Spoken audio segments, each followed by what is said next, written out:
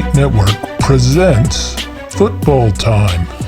And welcome to Football Time Show. We're here for a college football preview part 2. We're going to get into the Big 5 conferences, Big 12, Pac-12, ACC, Big 10, and SEC. So we're going to get into some of the big teams. Big dogs. We still got our futures and our 25K next egg to see how we split it up here in some of the bigger conferences.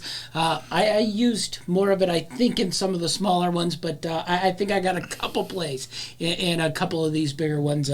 Sort of fans where I take a lot of teams to win the conference championships that aren't the favorites. But let's start out in the Big 12 and get our rankings here.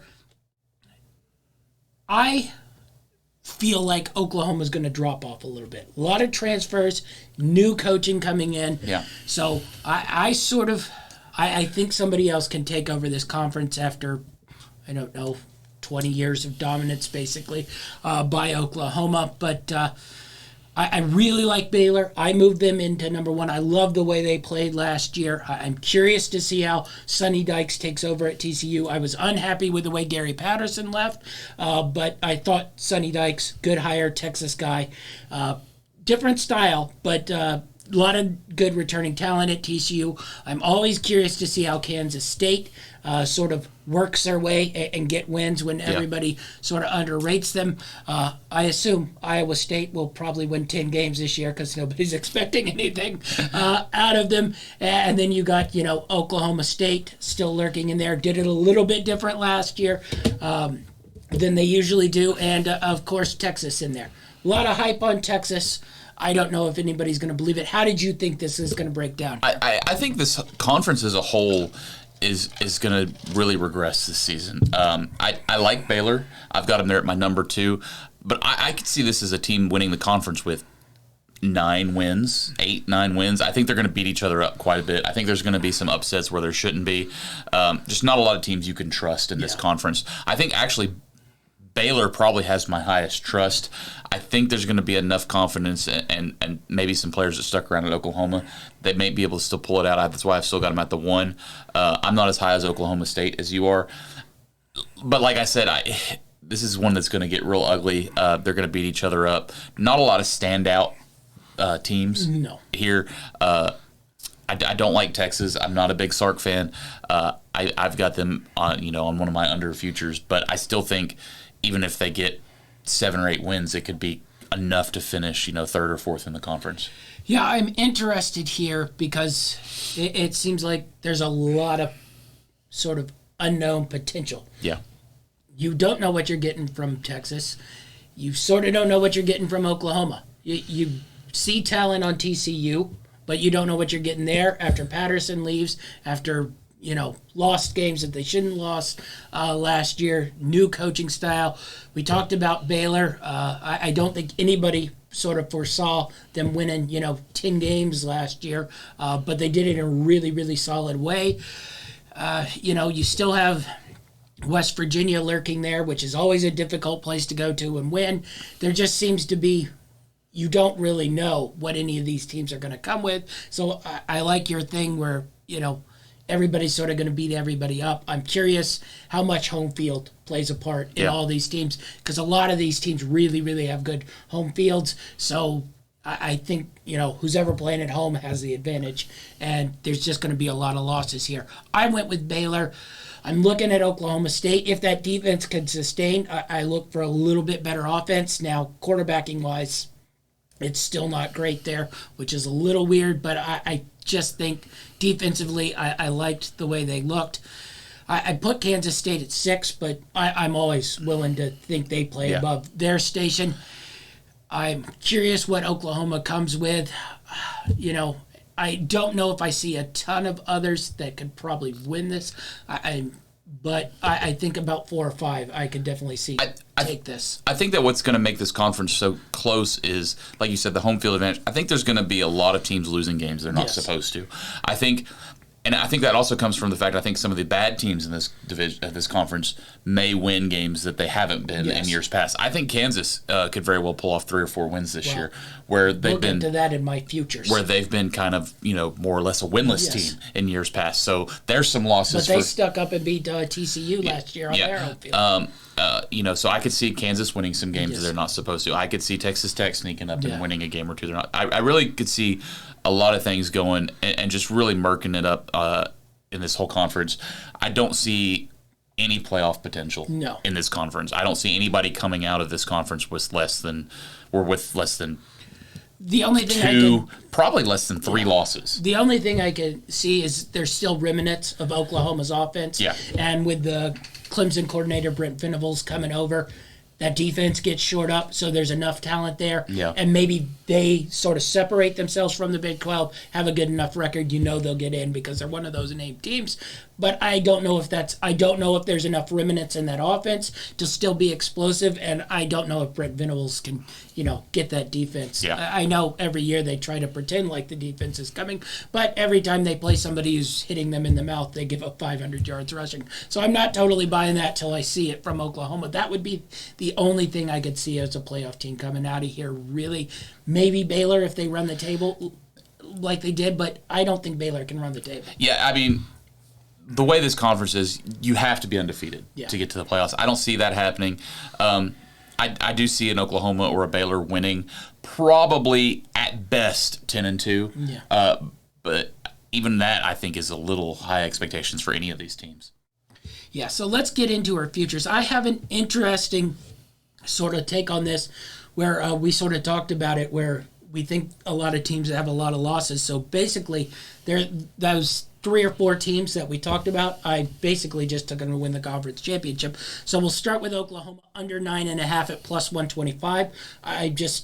That's 10 wins. That's a lot of wins for a team who was already sort of trending downward before the coach bailed on them.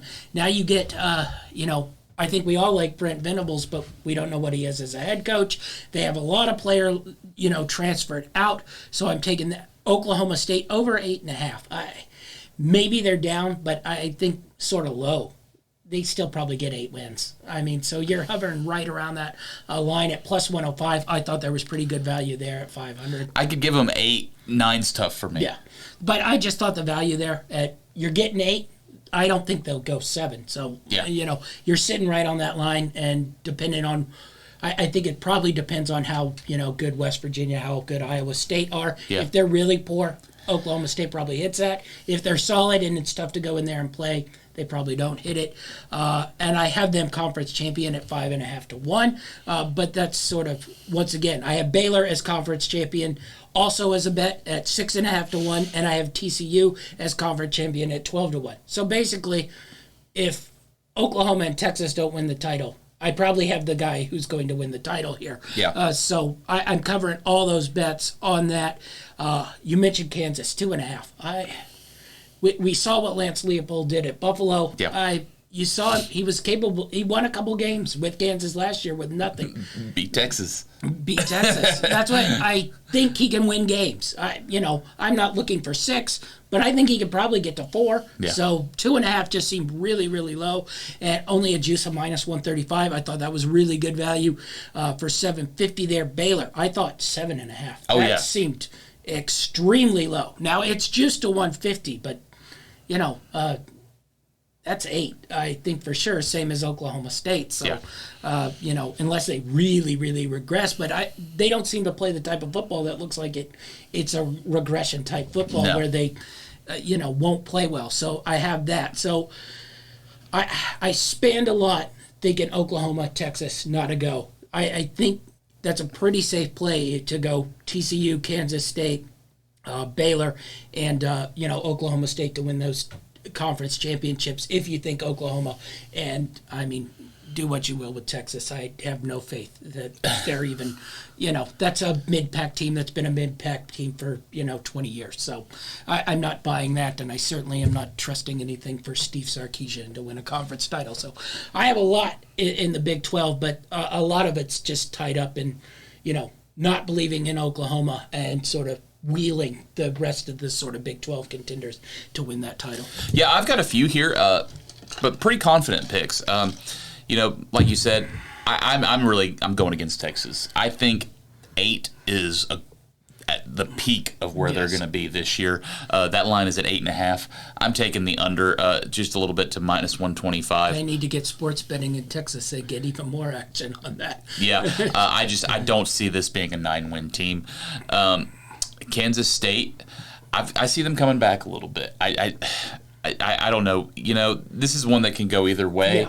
Yeah. I think it's anywhere between 6, 7.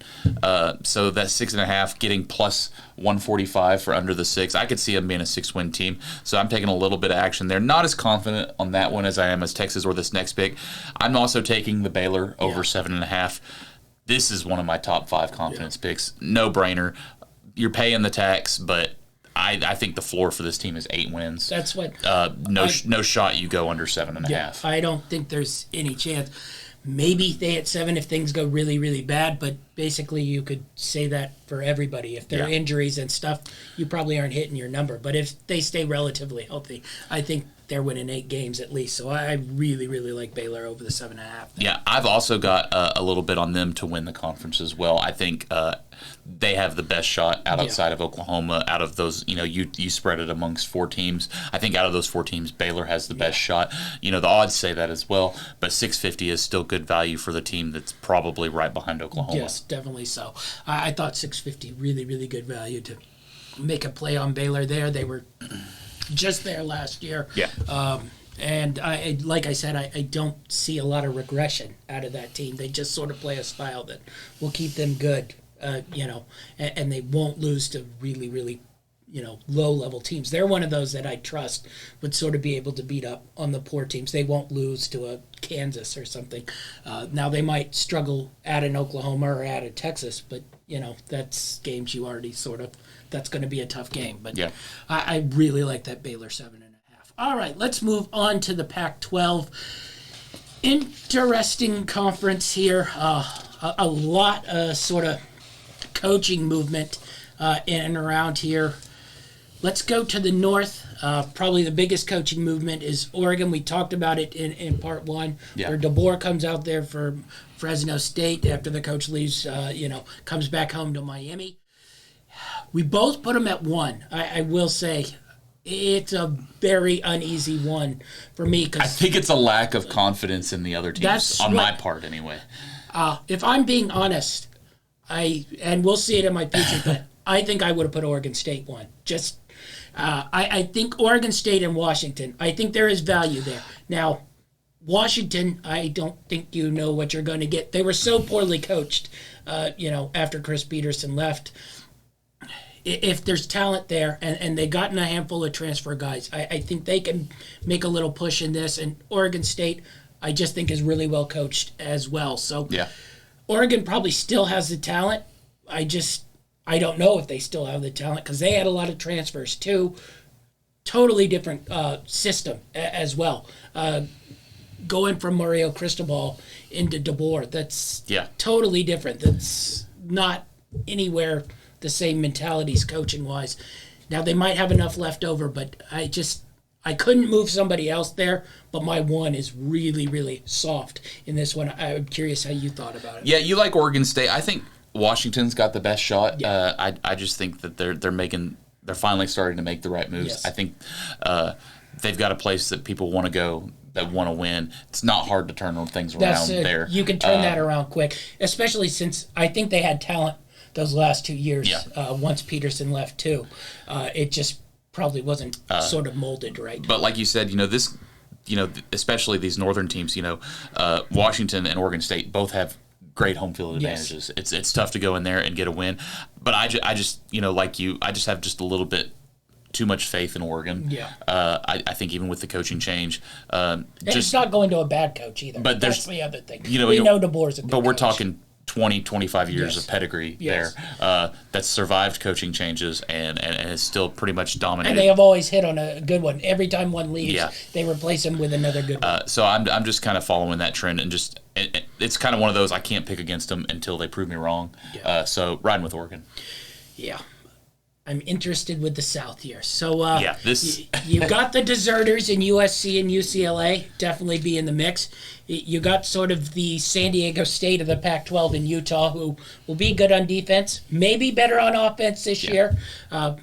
We always say that, and then the quarterback throws 20 picks and they can't do anything but sort of run the ball for 4 yards. But I think you're looking at 3 here. I'm interested. We both have Utah here. USC's got the splashy coach, the splashy transfers. UCLA, made a big leap last year under Chip Kelly.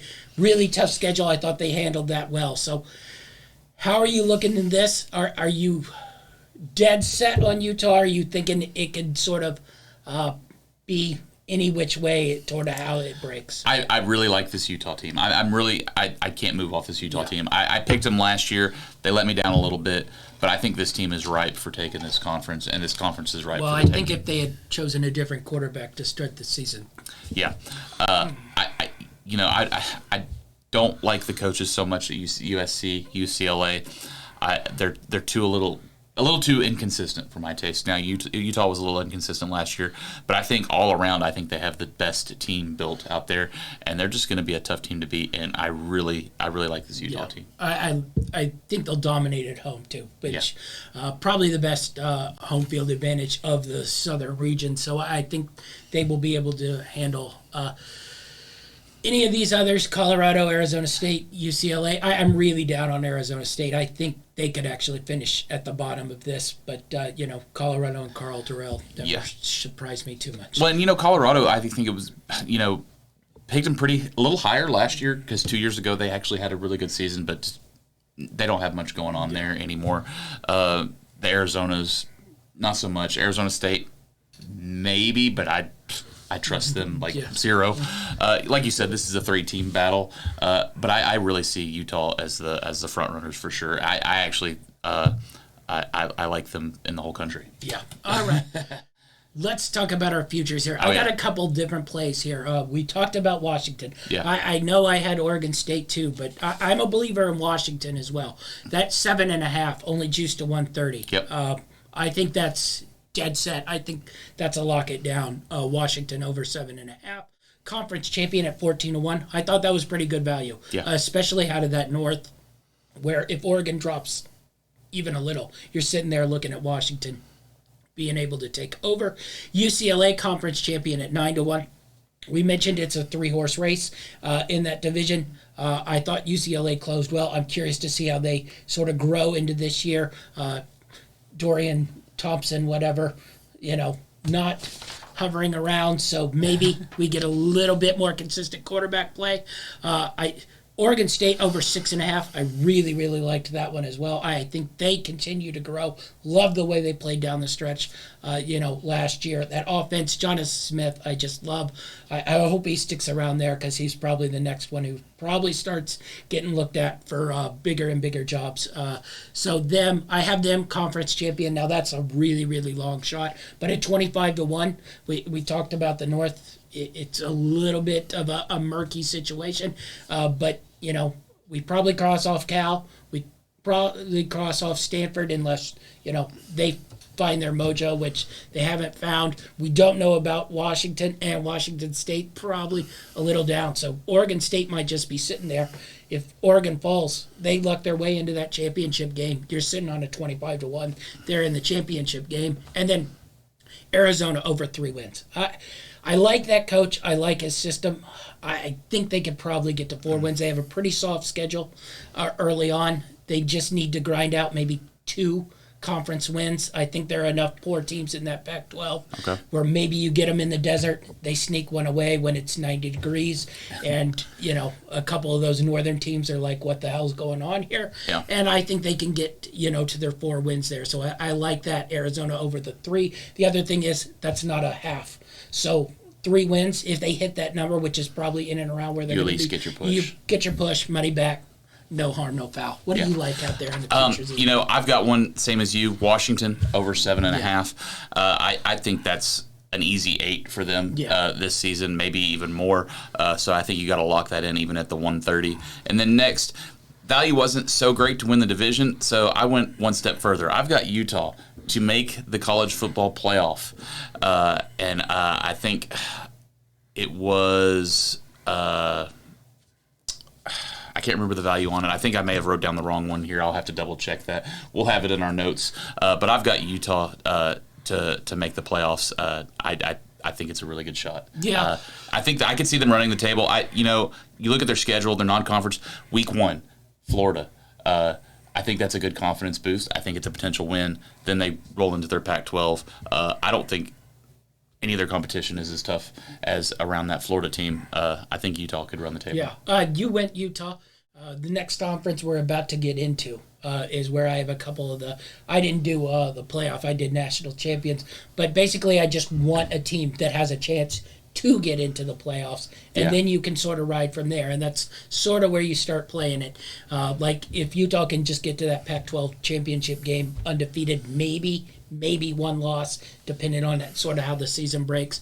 But yeah, I went more ACC to sneak one in there if they can. Those teams can run the conference table. So let's switch to the ACC. Let's go to the Atlantic Division. A little bit of a down year last year. Now, once again, we both have them won. I think that probably has more to do with the Atlantic Division. I think their defense will probably be back to, way elite levels where it was good last year, but probably not to the capabilities that it's been. I think the questions come in. It's offense. What's that offense going to be? Yeah. Once again, I think that wide receiver room is weak. Yeah. There's no telling what you're getting from the quarterback. Are we getting the freshman guy that we saw for 3 or 4 games that looked like he was going to be the greatest quarterback ever? Or are we getting the inconsistent guy who couldn't complete passes with a bad that? I don't think their running game's is good. Well, here's the thing. That freshman quarterback that came in relief had much better weapons that season than he does now. I think they've really struggled bringing in those offensive weapons that they were known for a few years, had some of the best receivers in the country come through, and running backs. Yes. And they're struggling with that. Defensively, they've got some of the best NFL talent in the country, right up there with Georgia. But they got to put points on the board, and that's a big question mark for me. That's where I'm curious. If it's more like last year, maybe to a better degree, where they can just shut teams down. Yeah. But I mean, even last year, it was a struggle for them to get to 20, and I just wonder if that's going to come back again.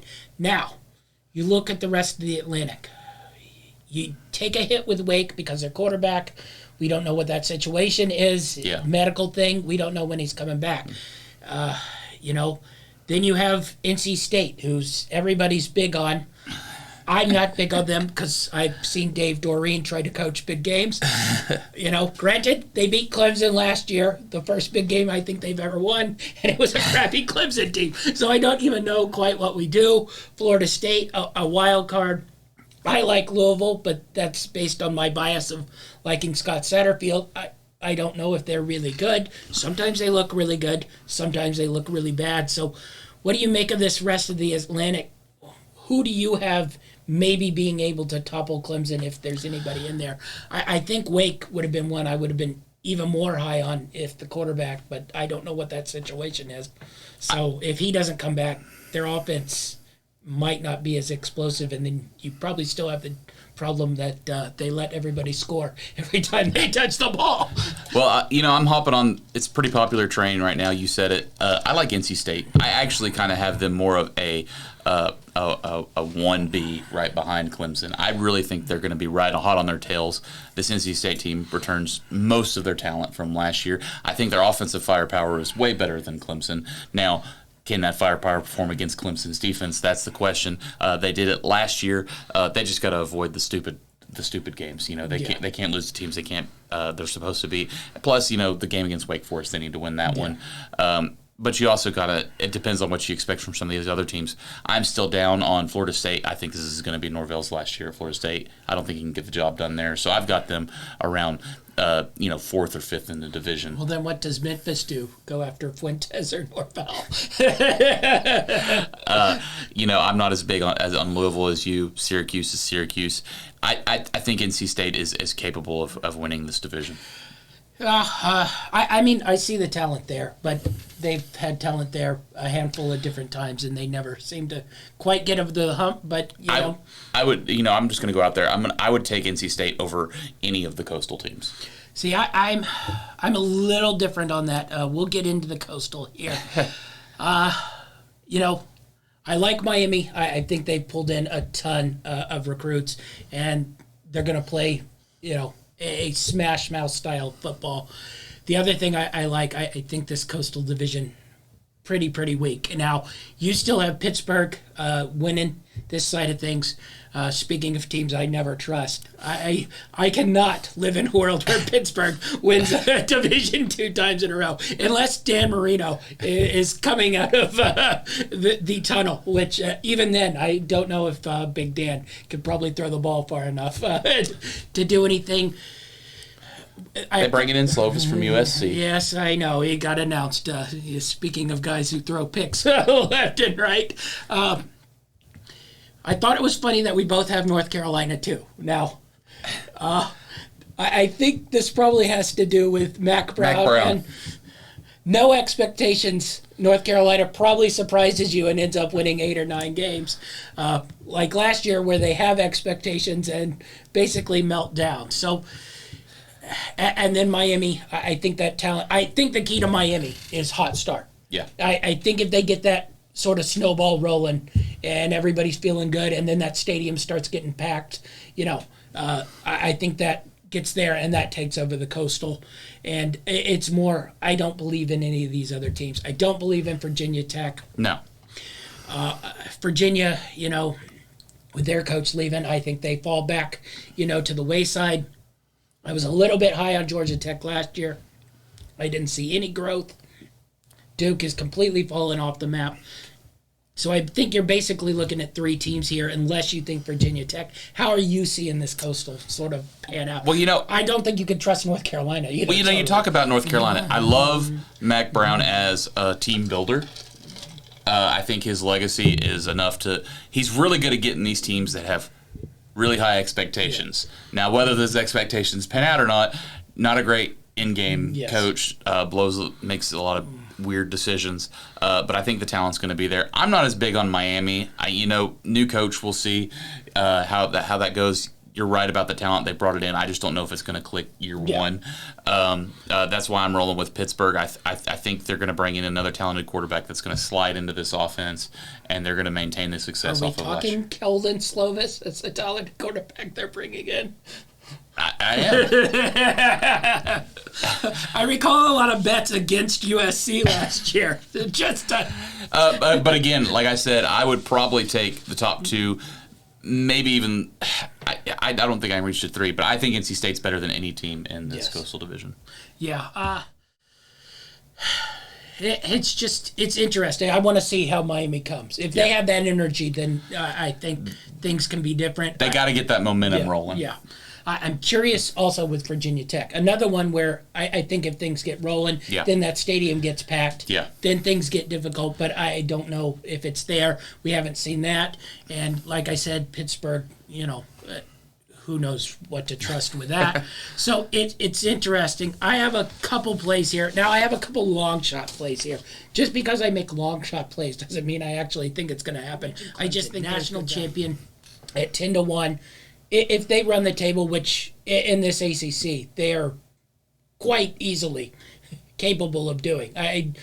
We're talking like NC State as the second best team. And they're not going to be held out if they run the table. That's exactly right. If they run the table, they're getting into the playoffs. Yeah. You have a 10-1 team into the playoffs there. Same thing with Miami at 90-1. If they run the table, or I think either Clemson or Miami could get away with 1 loss and win the ACC if they're looking good, especially with, we talked about the Big 12 and the Pac-12, and we're going to get to the Big 10. I think we probably both see 1 team capable of getting into the playoffs in the Big 10, and I don't think you can talk yourself into the SEC getting 3 teams. That would, granted, ESPN might screw the Big Ten over this time now that they don't have a TV contract with them and stuff as many SEC teams in there. But I just thought there was good value in both Clemson and Miami because if they roll the table, they're big brand teams. They will get into the playoffs. Yeah. No question asked. And then you got that good money. Now, I have NC State on the under 8.5. I really liked that juice at plus 135. I thought there was good value there. They just seem to be perennially an 8-win team. So I liked that. Louisville over 6.5. I talked about it. I just really like Scott Satterfield. There were moments, once again, where I thought Malik Cunningham was a good quarterback. Now, there are moments where I look at it and wonder what he's doing. Pittsburgh under 8.5. Much the same way that I talked about. I can't see them winning 9-10 games 2 years in a row. I see meltage with them all the time.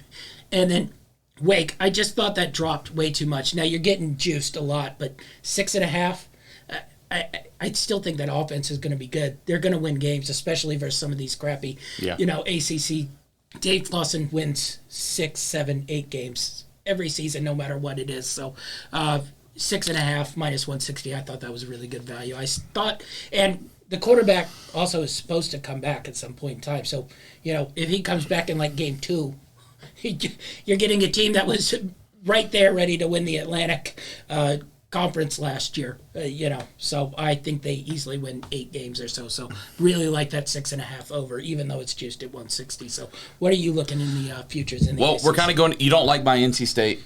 I don't like your Miami. I'm taking Miami under the 8.5 plus 115. One of us is going to hit some of those teams that everybody thinks is going to be good. It's going to be crappy. So. I'm not a believer in this Miami team yet. I think they're a team full of talent that is yet to be molded into what they're capable of. I think Cristobal can do it. I don't think he's going to do it might take right a away. year or two. So I think 7 or 8 is the number for this Miami team. So I'm taking the plus money under 8.5.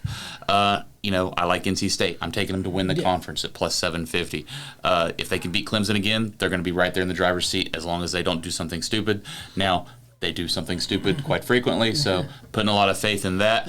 And then finally, one team that I was really big on last year, but when you look at their talent, they lost, all but one of their starting offensive linemen. They lost their quarterback, and that's this Boston College team. I meant to mention them because the quarterback comes back, who I think we both loved, early on. Yeah. But then their whole line is gone. They're losing receivers. They're losing line. They're losing all their protection. And I just think of the style that they played is so reliant on a dominant offensive line that the impact is just going to be dreadful. I think this team could fall to last in the division. Maybe not last, but next to last.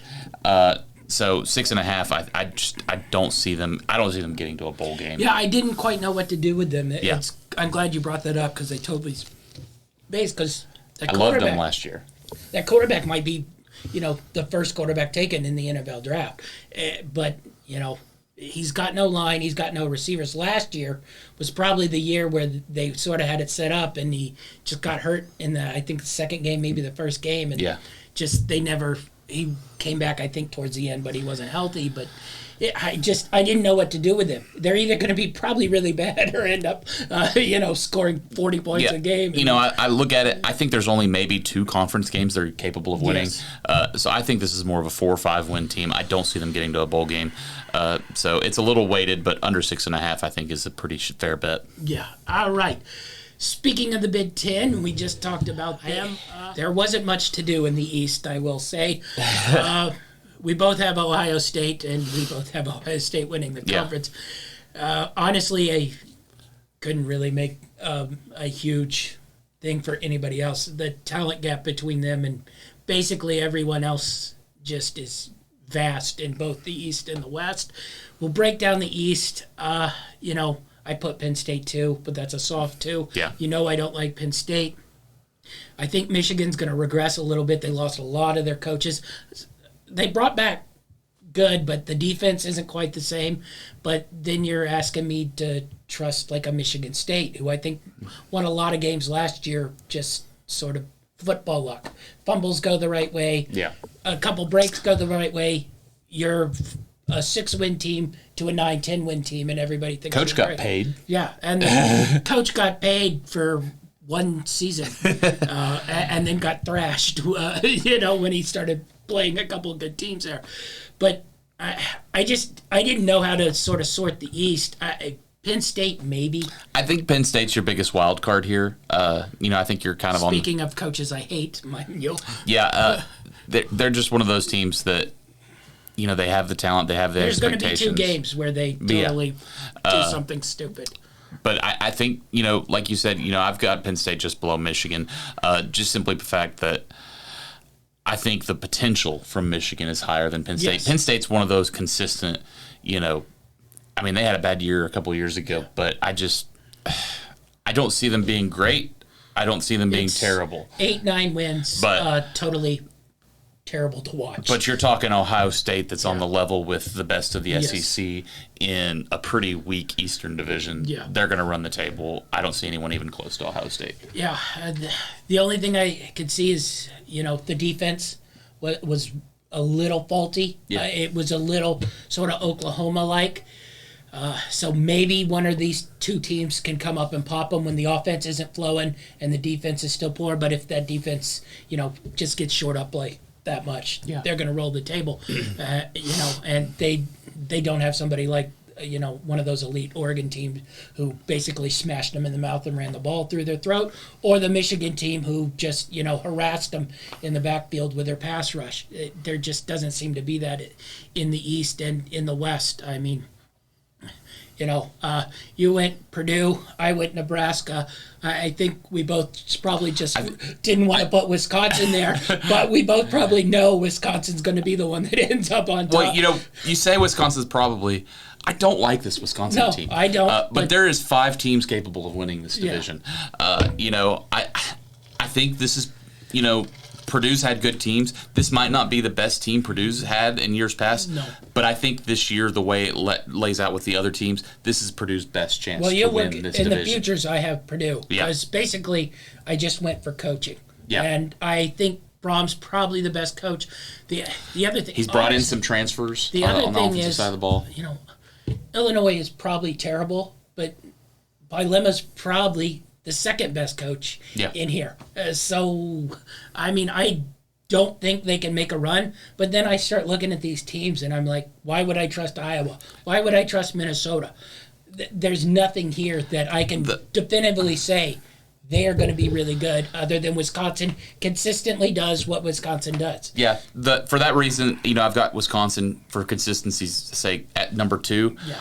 I really, really wanted to put this Minnesota team number 2. Yeah. They're the next team I think that can make a jump behind Purdue. I just think their coaching decisions in game. Yeah. Speaking of, I don't know which one I hate more, Fleck or Penn State and Franklin, but it's a close race. Fleck will make some genius decisions that'll win you some games, and then he'll just make some stuff that makes no sense at all. For that reason, I kept them behind Wisconsin. Yeah, because they'll go to losing to Northwestern and throw the ball twice or something. But it wouldn't surprise me to see Minnesota make a jump and maybe get to 8-9 wins this season. But that's basically, I think anyone, if they put a good string together, could probably jump up here. Other than maybe Northwestern. Iowa's even capable. Yeah. But even Northwestern occasionally pulls out the year because all these teams basically do the same thing. They sit back, play defense, run the ball. So, other than Purdue, who that's why I like Purdue Purdue outside the box. I guess Nebraska theoretically it wants to open it up and speed, but that is more, I think, a theory than it has been and on the field. But I think if I take them every year, eventually one of these years they'll break. So I think you took them last year. I think I've taken them probably like 10 years in a row. So by the time I'm 90, I think one time they'll have won the Big. Is this the last year for Frost if he can't get it done? Yeah, I think so, definitely. He took a pay cut. Yeah. This is probably his best offensive team, I will say. Yeah. But I don't know what that. They've had talent on that field. It just doesn't always seem to execute, because you can watch games where they dominate and they still lose. I think there were 3 or 4 we watched last year where Nebraska literally dominated the whole game. I think that one in Minnesota where they had like 400 more yards in Minnesota and then lost on a field goal at the end. it's hard to gauge, and I think basically any team is hard to gauge in this one. So, what do you got Big Ten futures wise? I'm just riding the team I like here. There wasn't any value in Ohio State. They're so far over the top. I mean, I think you're taking negative for them to make the playoffs. I think they're right there behind Alabama as the second favorite to win the national championship. Just no value anywhere there on anything. Your best bet is to maybe take some spreads during the season. But I'm going to take the team I like here, and that's Purdue. That line is at 7.5. Yeah. I think that's for sure going to hit. Yeah. I think their base is 8 wins, and that's getting plus money. So I'm taking that all day long, and I'm also taking them. If I've got them to win in this division, you're one game away from winning that conference. Yeah. You're in that conference championship game. Championship games get a little weird. If anything, you can hedge, and with that value at 30-1, you're going to make money if they get there. So I've got Purdue over 7.5 and to win the conference at plus 3,000. Yeah, I got a couple of things here. I went with the same strategy in the Big 12. I basically just fanned a handful of teams out of that Western Division because someone's going to come out of there, and you get them in the championship game, and their number is ridiculous because Ohio State's sitting there way, way above. So Nebraska conference champion at 22-1, Purdue conference champion at 30-1, Wisconsin conference champion 11-1. I mean, why not? I also one of those is going to be in the championship. That's why I figure one of those probably is in the championship. Maybe Iowa sneaks in there, but even at these numbers, you could throw Iowa in there too and have all four. Yeah. And one of those probably is in there. I thought division winner Purdue 6-1. I thought that was really good value. If I had to pick one, I really like that 6-1 in that division. I thought that was really, really good value. Rutgers over 4 at even money. This Rutgers team win games. It's not great to watch, but they win football games. And I think some of these Big Ten teams are going to be really bad. Maryland, Indiana.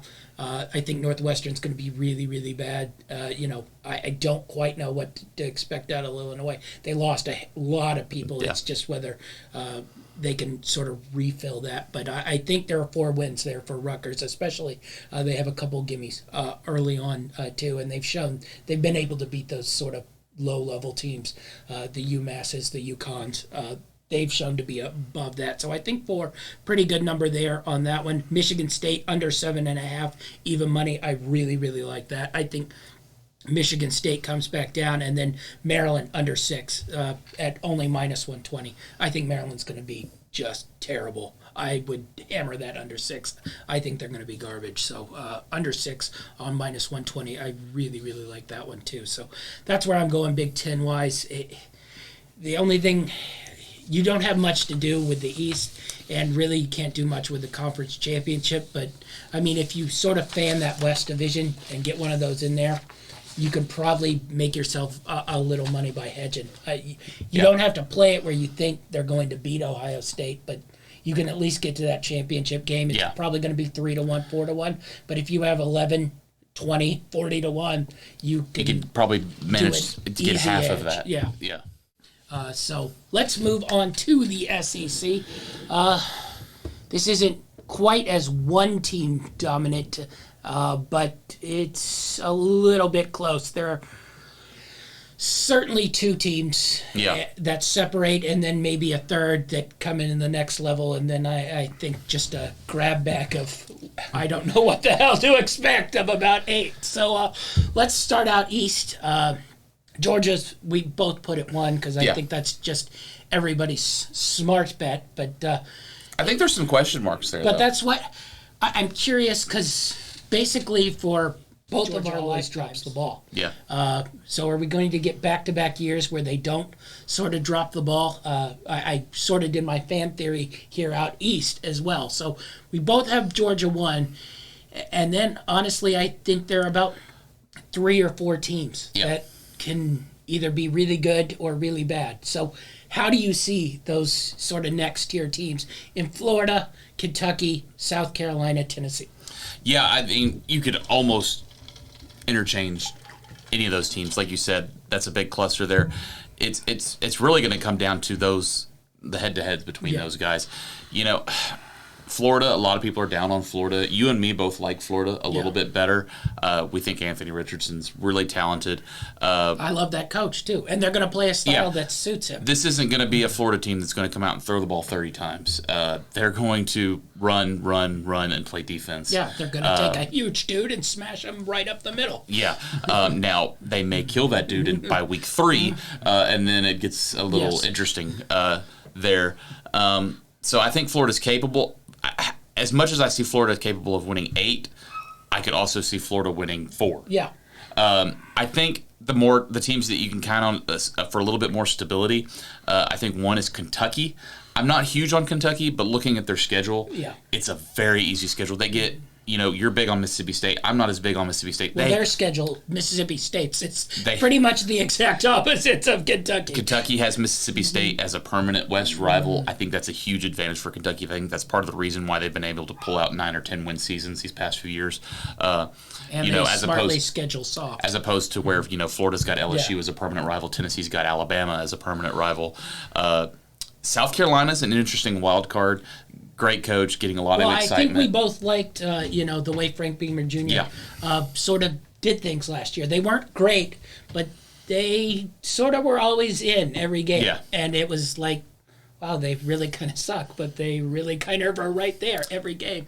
And I think that's sort of where I'm coming from. Like, they've gotten a little bit more talent in there. Say what you will about Spencer Rattler, but that's probably an upgrade it's probably one of the best talented quarterbacks they've had in the last 10 years. A way upgrade of what they've been throwing out there lately. And this situation might suit him than going into, the Heisman line of Oklahoma and having the pressure of the world. I mean, if he just does 25 touchdowns, 10 picks, South Carolina will be thrilled and, possibly build a statue for him the way quarterback play goes there. Yeah, it's really going to come down to, I've got Tennessee too. Yeah.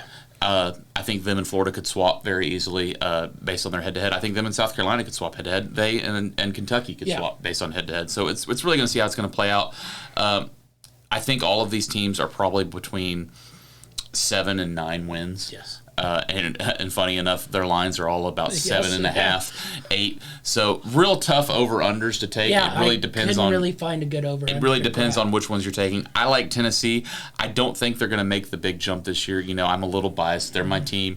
I don't see them beating Georgia like some national guys have said. I don't think that's going to happen. I think Georgia and Alabama are known losses. It's just a matter of if they can get the momentum rolling and take care of business at home against Florida. They got to go on the road to South Carolina. I think that's a really interesting game.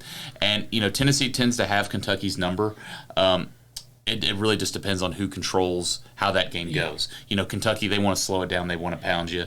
Now, they do lose some offensive linemen. Yeah. I think that's a big question mark. They seem to grab those guys, though. But, if Tennessee can inflict their will and get into a scoring game, I think they can maybe make a jump that we saw, say, an Ole Miss make last year. Yeah. Tennessee can move up and make it into a New Year's Day bowl. Maybe not quite to the playoff level, but I could see Tennessee making the jump to 9, maybe 10 wins, but they'd have to run the table on all those 50-50 games. That would be a Michigan State thing like last season, where a couple, fumbles, a couple picks, a couple fluky things go your way, and then all of a sudden you're at 10 wins, and you're like, oh, what a season. Now, that doesn't mean you're necessarily on the level, but that's the way sort of college football goes. But, a couple breaks one way, a couple breaks the other way. But like I said, that statement really applies to those 4 teams. South Carolina, Kentucky, Tennessee, and Florida. Yeah. Missouri, Vanderbilt, basement dwellers.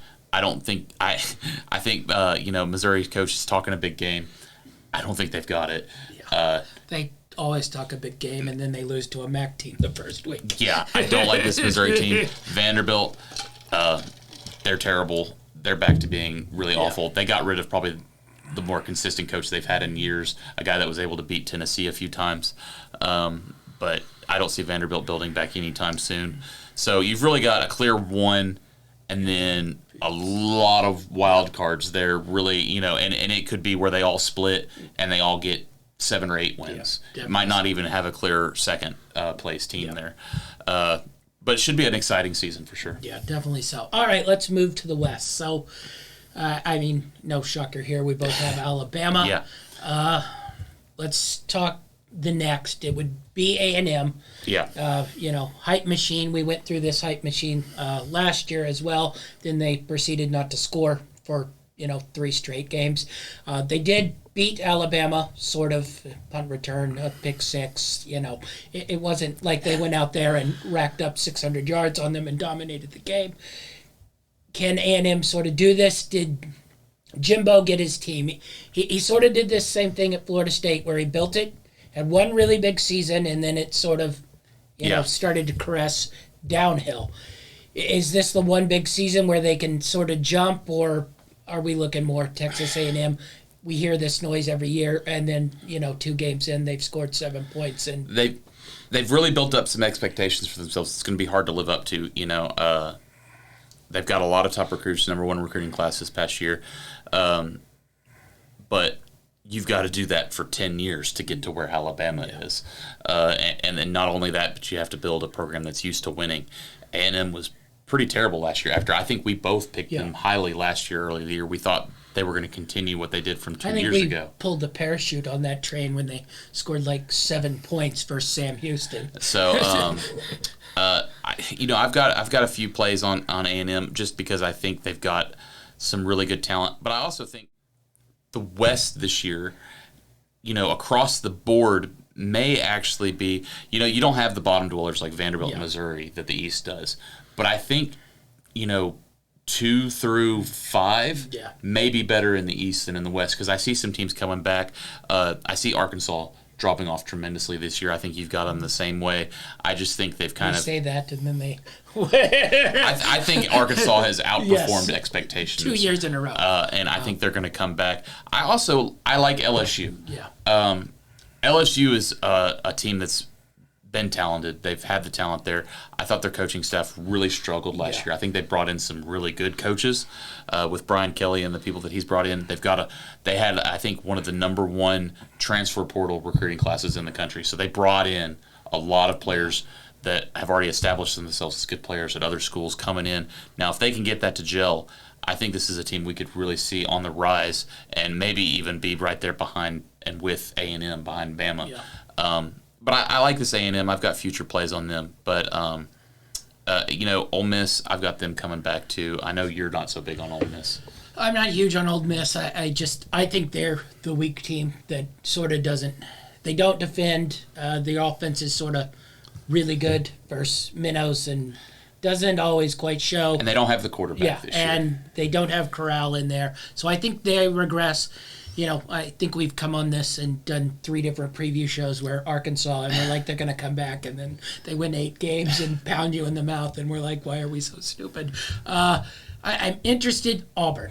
I don't have a read. Brian Harrison's not my favorite coach, but, it's definitely a must-win year for him. I don't think he's as bad as what he was last year at Auburn. He was successful at Arkansas State. He was successful at Boise State. He wasn't the outstanding success, but, he won football games. So I'm curious what they look like, another year, see how they come out. Now, they're one where, we talked about Miami getting off to a fast start. I think if Auburn doesn't get off to a fast start, that thing probably snowballs the other way where it's going to get really bad and ugly. Well, and like I said, Harston's already they've been kind of wanting him out already. A lot of boosters. I think he's kind of learned how much boosters drive SEC teams. The money drives everything in SEC football, and I think he's kind of pissed off some people that he shouldn't have, and he rubs some people the wrong way. Now, winning solves everything. Yeah. But I think this Auburn team, I think for him to kind of get back in their good graces, he's going to need 8 or 9 wins this year, and I don't know if it's there. Yeah, I'm just curious to see what they look like. You mentioned LSU too. You put them 3, I put them 4. It's a wait and see. I don't know if they can fully sort of turn that whole thing around 1 year into Brian Kelly. I don't know if he's that kind of coach where he comes in. It took him 1 or 2 years to get that Notre Dame ship sailing. Now, in 3 or 4 years, I think that LSU team will be a lot more stable than what it was under like Ed Orgeron, who, sort of caught lightning in a bottle. Really volatile. And then was terrible sandwiched in between that. So I'm interested to see how this Brian Kelly team turns out, but I sort of just put them in the middle there because I have no idea what's coming there. I put Mississippi State high. You look at their schedule, it's easily the most difficult schedule in college football. So there might be a little bit of struggles there, but I like the coach. They have a system. It messes with people, and I think all these teams are really sort of pretty solid, so they might beat up on each other. I like their quarterback. I think they can sort of do their thing and sneak their way up that division. But, I mean, I think it's sort of Alabama, and then we're talking, and maybe A&M. They probably have the talent. It's whether they execute on that talent, which they didn't do last year. So let's go into our SEC futures. What are you looking at SEC future-wise? So, we talked about Georgia as the clear number one in the East, but I don't think the East is going to have a playoff representative this year. I think this is maybe a year we get two West teams. I see Georgia winning the East, but I think they're going to get 2 losses this year. Now, one of those losses may be a non-conference game. They've got a couple of non-conference game stuff. Plus, the value here I think is pretty good. You're getting plus 195 for under 10.5. Yeah. How often do teams get 11 or 12 wins?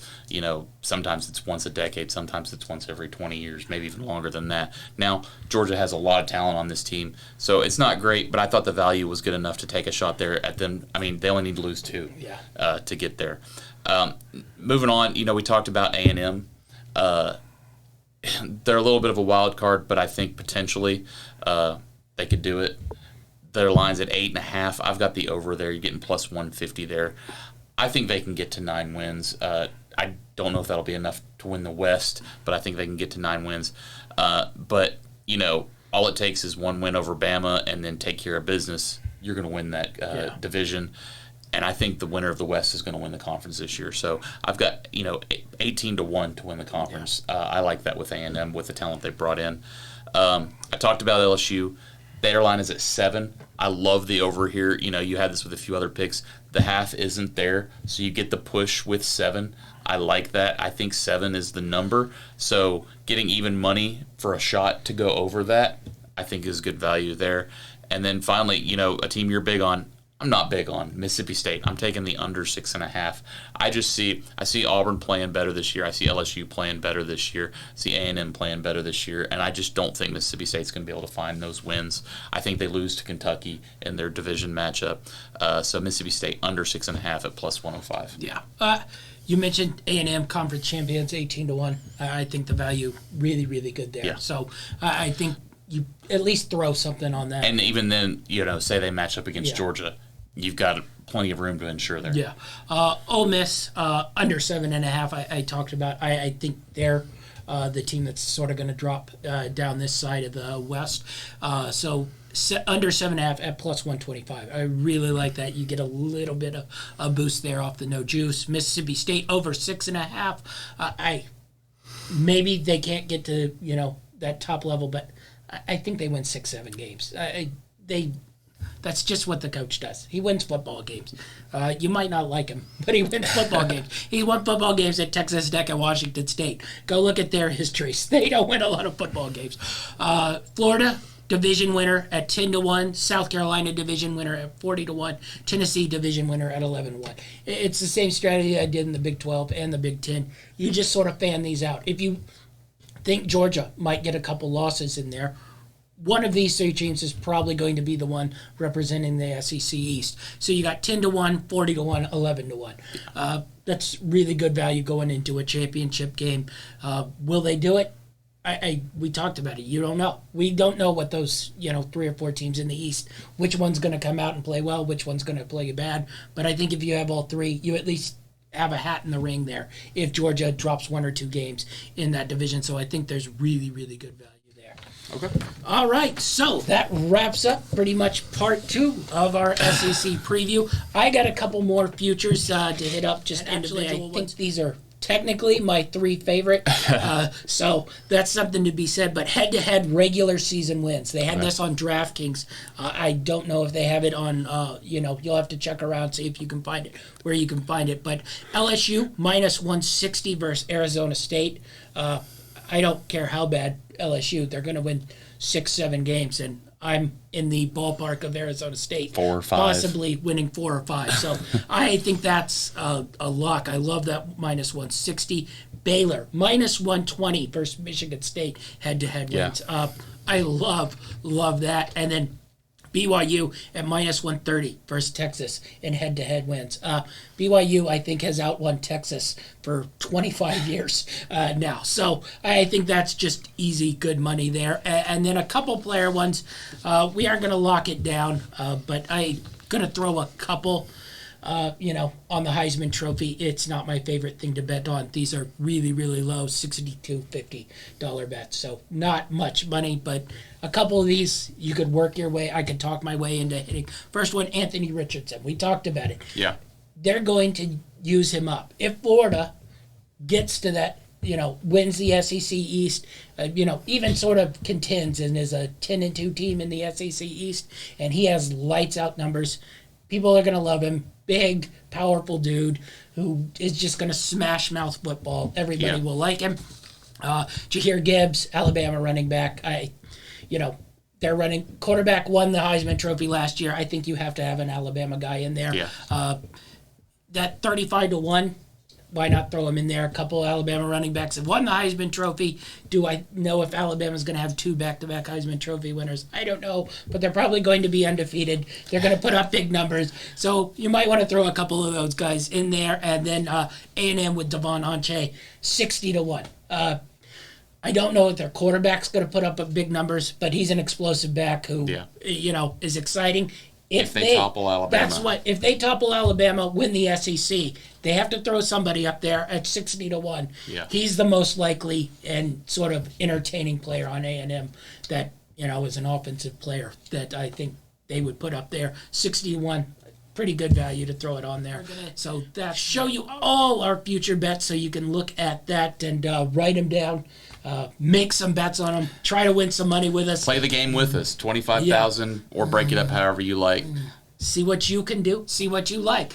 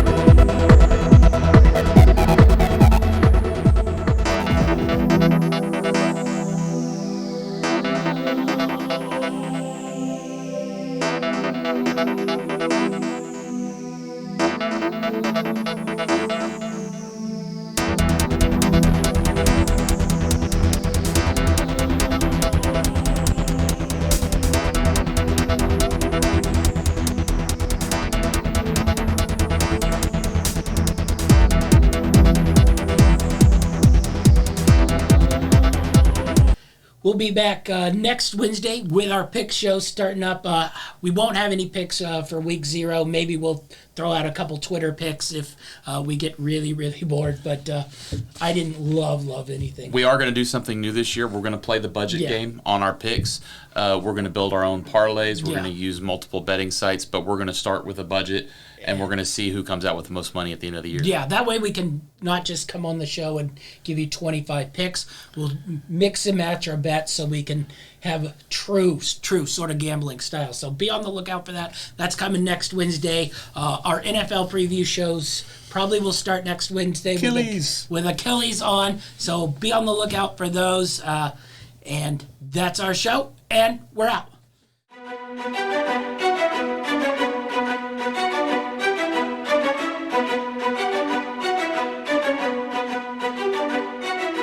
Greenlight Network presents Football Time.